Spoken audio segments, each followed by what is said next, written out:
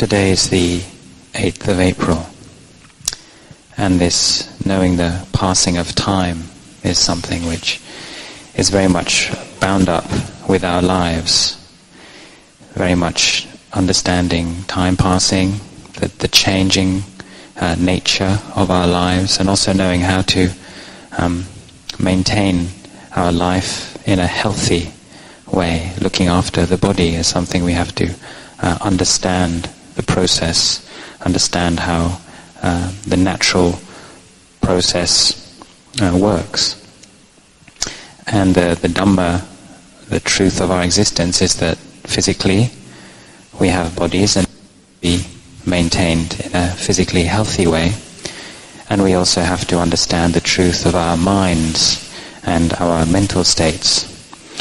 In terms of maintaining the healthy body, this we need to depend on or make use of the material world. But the mind is another aspect, and this it's important to practice and cultivate good mental health. We need to look after our mind, maintain its well-being, and learn how to give ourselves wholesome mental therapy. But the thing we come to know studying Dhamma is that all aspects of life are bound up with what we call the truth of nature. Everything we experience is of the nature to arise, remain for a certain period of time, and pass away. So when we know and see this very clearly, we learn how not to get lost in the illusory nature of the world and begin to cling things, but we become free from the world. So as Dhamma practitioners then, we have to learn how to understand the truth of reality in a way which becomes beneficial for our lives, beneficial in the present moment, beneficial knowing that we need to be healthy in mind and body now, and in future lives we need to be healthy in mind and body. This provides us, this knowledge and understanding provides us with the necessary basis to develop the spiritual qualities then we need to bring our lives to fruition, to cultivate our minds, to develop wisdom and light and clarity. This is what we call simply right view. Right view is the wisdom that understands the transitory nature of the world. And so as life goes by, we don't get lost in situations and we don't become heedless. And not being heedless means that we become somebody whose life is a benefit to oneself and benefit to others. So now I've come back to Melbourne, back to visit here. I've been twice already, and it's good to come back and see everybody here and all of you. You're all my friends in old age, death. And old age, sickness and death is something that none of us can escape.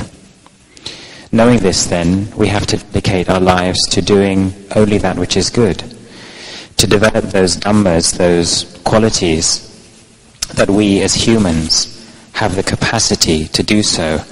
Unlike other beings, other animals, they're unable to.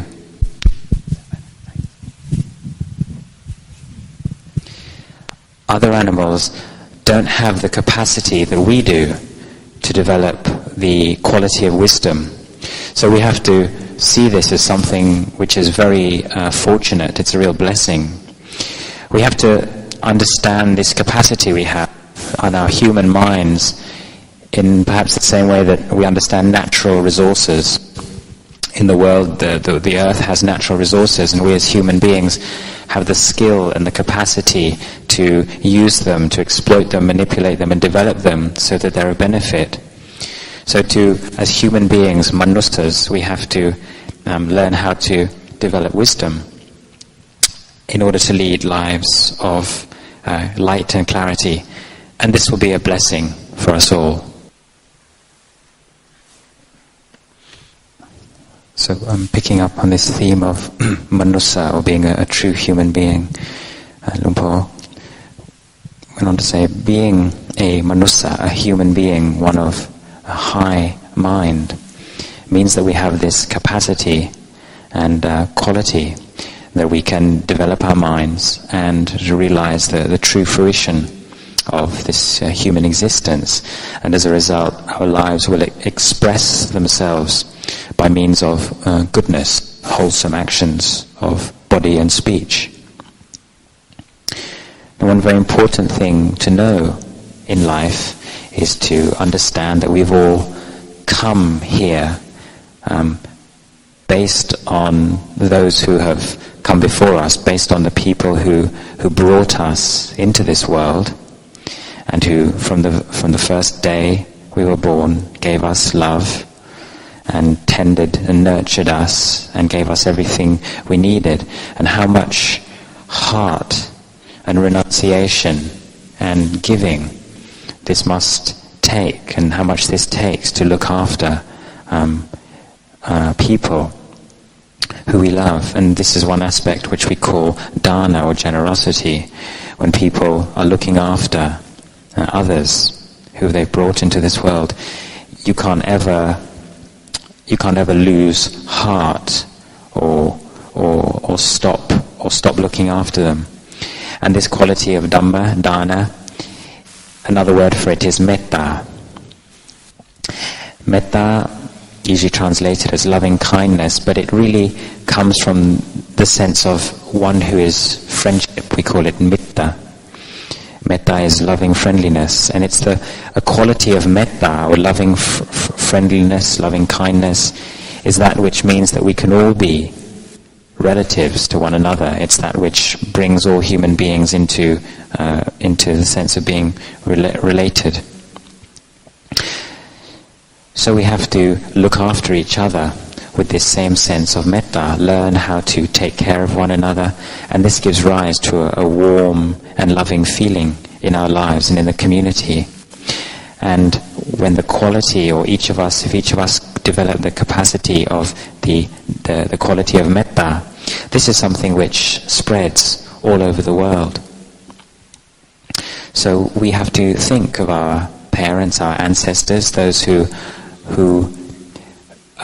gave rise to us, who brought us forth and did everything for us, taught us, trained us, looked after us with tender love and care. All of this was done with much, much metta. And so we have to develop and spread this quality of metta everywhere. And that way we'll be able to depend on one another in society.